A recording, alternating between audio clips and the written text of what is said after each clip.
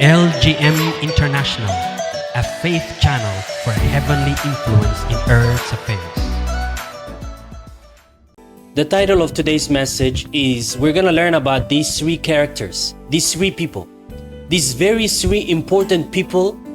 If we learn from their life, families and friends, if we can learn something from their life, I think our spiritual life will radically change. Are you ready to radically change? It's your choice. If you take the lesson that comes from the life of these three people, these three characters, important people in the gospel, your spiritual life will radically change if you follow their footsteps. As the song was singing, the singer said, I call on the God of Jacob. We know that the God that we know is called as the God of Abraham, the God of Isaac and Jacob. He was calling on the God of Jacob. In this service, we are calling on the God of Abraham, on the God of Joseph, on the God of the Shunammite woman. We are calling on the God of Prophet Yamane. We are calling on Jesus Christ of Nazareth. And we're going to learn from these three individuals. And if we take after them, I really truly believe our spiritual life will take a serious dimension, a radical change, a serious transformation. When we read from the book of Genesis chapter 22, here is the story beginning. This is going to be wonderful. Sometime later, God tested Abraham's faith. How? He said to him, Abraham, here I am. Take your son, God said to him, your only son, Isaac, whom you love so much, whom you are very attached to, and go to the land that I will show you. Go and sacrifice him. Sacrifice who? Sacrifice your beloved son, the son you love so much, the son you waited in your old age, the son who is a miracle son. He's a miracle baby. Sacrifice, get rid of him. Sacrifice your only son, the one thing you love so much, as a burnt offering. Just like a sheep, slaughter him on the mountain that I will show you. Families and friends, remember Abraham waited so many years for the promise of the son to come? Even God told him to look up the sky. If you can count the stars, go ahead and try to count them, he told him. That's how many children I'm going to give you. Abraham looked up to the sky, and of course he cannot count them. This is how many children I'm going to give you. So look at the background. Abraham was waiting for this promise. The promise of God is that I'm going to have children like this. Wow. Finally, he gives him a son called Isaac. He has already gone through so many faith testing. His faith was tested. This is the first thing I want you to learn from the character of Abraham. When God told Abraham, sacrifice your son for me, the love that Abraham had for his son did not affect his relationship with God. That's the first thing you need to pay attention to. No matter how much Abraham loved Isaac, his relationship with God was not affected because of it. Whatever Abraham was attached to, whatever he was attached to did not affect his relationship. Families and friends, basically I'm trying to tell you, the pain of losing Isaac did not affect Abraham's relationship with God. Look at the faith, look at the depth of trusting in God. Today, if God asks you something, will it affect your relationship with Him? Meaning, let's say you are in love with something, you are attached to something. That thing that you're attached to, is it affecting your relationship with God? Is your love to something, your love for someone, your attachment to something, your addiction to something, you running after something, is it affecting your relationship with God? Because when Abraham was asked by God, sacrifice him for me, we learn a big lesson that Abraham's relationship with God was not affected despite the pain that was in front of him. He was about to sacrifice his only son. Families and friends, we learn that from Abraham. Abraham teaches us a big lesson, and this is the lesson, that the purpose of life is beyond the love, the pain, and the joy that we experience. Abraham, our father Abraham, learned this wisdom from him. Abba Abraham teaches me that the purpose of life is beyond love, is beyond pain, is beyond joy, is beyond the things of this world. Abraham was able to look beyond his son and see how great God is and obey him no matter the pain he would be hurt in. Today, look at the century we are in today. People say, oh, how can God allow this? How can God allow this? Because they don't know God. Go ahead and ask Abraham. Ask Abraham how God can allow this. Abraham would tell you, I was ready to sacrifice my son. To sacrifice his son. Hey, I'm not telling you sacrifice time. I'm not telling you show up 2 hours. I'm not telling you this. Sacrifice your son. Kill him. I learned this great wisdom from Abba Abraham, that life, the purpose of life is beyond joy. The purpose of life is beyond love and pain we might feel in this earth. I learned this great lesson. Please write it down. Who are you willing to obey?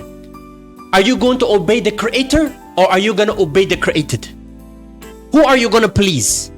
In your lifetime, who are you going to glorify? The created or the Creator?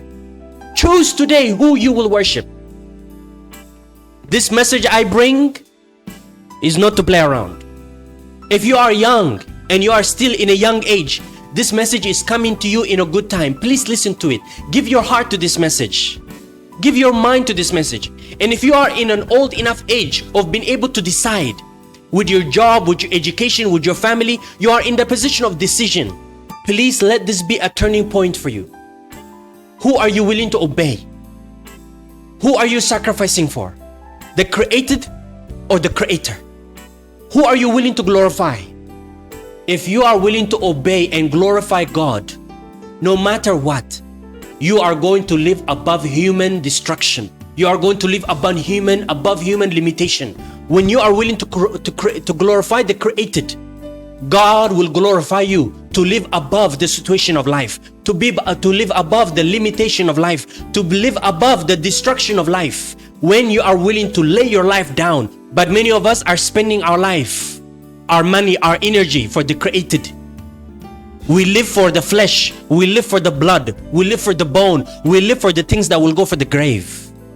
Ask your question today. Please be genuine. Separate yourself and say, who am I living for? Who am I willing to glorify? The Creator or the created? This is what I learned from the wisdom of Abba Abraham. I call on the God of Abraham to give me this mercy, to give my life for the Creator. What would I have done if I was asked? Families and friends, ask yourself, what if Abraham waited for a convenient time? When God told him to sacrifice your son, what if Abraham waited for a convenient day to say, okay, wait, let me take my time. Let me check around. Let me see if I have other options, other things to sacrifice. Can I give God 1,000 goats, 1,000 sheep, 1,000 cows? No matter what Abraham would have sacrificed instead of what God told him, God would have never accepted it. He told him, give me your son. If you try to give God what He did not ask you to give Him, it will not make a difference in your life. It will only disappoint you, and you will start to ask, where is God? How come I did this, I did this, I did this? God didn't ask you to do that. God asked you to sacrifice something else.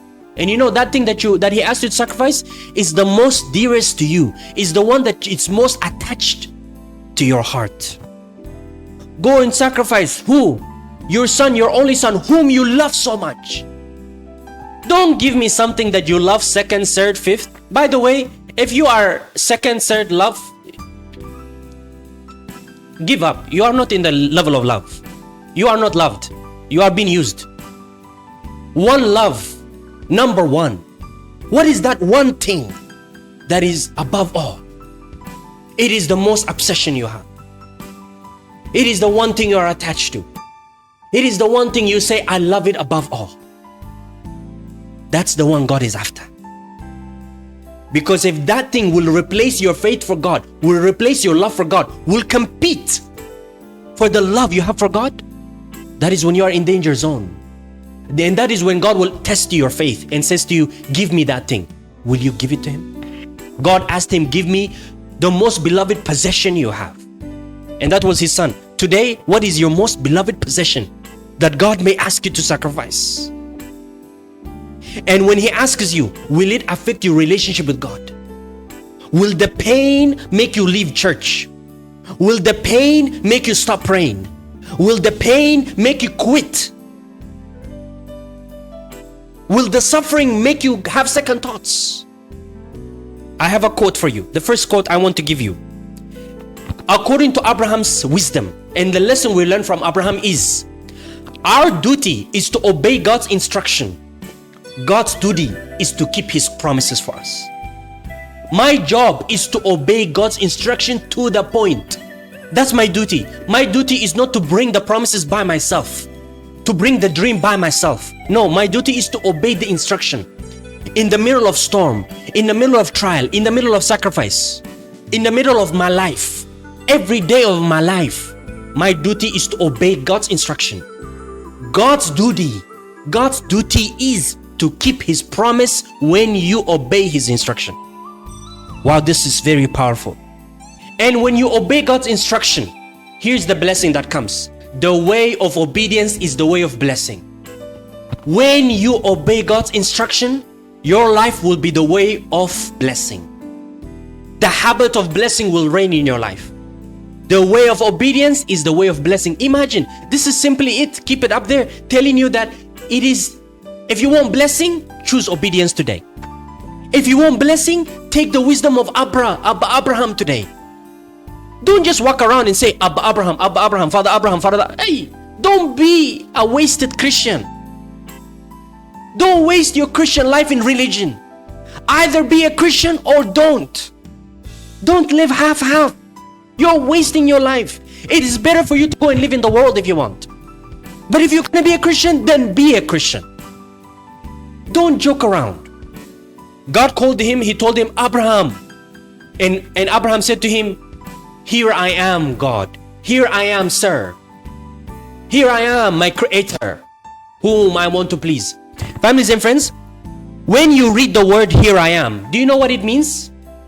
When Abraham said to God, here I am, he was saying to Him, I am all yours. I am committed to you, Lord. Take from the wisdom of Abba Abraham. Today, can you say, here I am, Lord. I am all yours. Please ask God for the grace right now. Lord, give me the grace to pray that I am all yours. I will do it. Your command is like my order. I will obey it. I will do it. I am committed to you, Jesus. In 2022, I am committed to you. If you were put in the same spot of Abba Abraham, what would you have done? What would I have done if I was? I already told you, I put myself in the story much earlier. And I asked for grace. What would you have done if you were put in the same position? Families and friends, God will put you in unpleasant situations to see how much you love Him, to see how much you are willing to obey Him. If God will put you in unpleasant places, what would you do? If God today, my family, my friends, I'm talking to you, those of you who are watching right now, listening to this voice right now. It doesn't matter the number of you. You right now, who is right there right now. If God would send you to an unpleasant place, would you go? Many people today are looking for pleasant situations. They're looking for reward. They're looking for sweet things. They're looking for the milk and honey. Many people, they don't like the unpleasant places God wants us to go. Many people, many Christians, many born agains, they don't like the place of sacrifice. Very few today care about the things of the Spirit. And I'm talking about even born again Christians who walk in and out of the church. And I'm talking about people who serve in the church. They are less concerned about the spiritual things. They are more concerned about things that can be quantified by amount of money, by the number of houses, cars, possession, power, things of the physical things, physical reward that they can hold with their own hands and say, here we go. This is what I did with my education. This is what I did with my school. This is what I did with my life. They want to do something like by their own power. they don't give time to the things of the Spirit. Everything you run after, check it if you will be able to take it to heaven with you. For me, I have decided, when I go to the grave one day, and as my spirit goes up to the Father, I want to be able to take multitude of things with me to heaven. I'm not going to take my car. I'm not going to take my house. I'm not going to take nothing. I'm not going to take my bank account. That's just for here, for living here. The most important thing is waiting ahead of me. When I stand in front of Jesus Christ and He looks at me, He will look at what I brought to Him. What did I bring with the life that Jesus gave me? My money? My house? My car? That's what I brought with the life He gave me? No way. When He is about to put the crown in my head, that's all I imagine. One day Jesus putting a crown on my head and looking at me and saying, Meron, in front of the world may laugh at me today, but tomorrow they will watch Jesus put a crown in my head.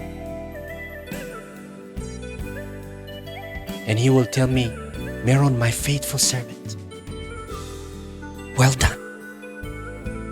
The world mocked you, they made fun of you, but you did well with the life I gave you. Now don't misunderstand me. I'm not saying go ahead and be a poor person, be a person that everybody can walk over. No, but give your life to the things of the Spirit. Take your education and commit it to the things of the Spirit. Why are you becoming educated? So that you can be famous for yourself? So that you can have a good life? No, be educated so that you can advance the gospel. Why are you climbing up the ladder of corporate and business? Do it so that you can feed the hungry, so that you can bring the gospel of Jesus Christ to the world. Why are you seeking a house and a car? Do it so that you can host prayer meetings, so that the youth and young adults can have a house, so that the homeless can find a place, so that you can host the generals of God when they come to your city. Anyhow, this is not my message. This is the message of Abba Abraham. This is the wisdom of Father Abraham. This is what I learned from my father, Prophet Yamani. And I give all credit to him for teaching me these things. Today, families and friends, I beseech you to change your heart. To what? To this. Here I am, Lord. I am all yours. Lord, I am committed to you in this year. I am committed to you in November, in December. As I go into 2023, I am committed to Jesus Christ of Nazareth. With my education, with my job, with my family, with children I make, I am committed. I will not compromise. Believe, have faith, have confidence. Show the world how big God is.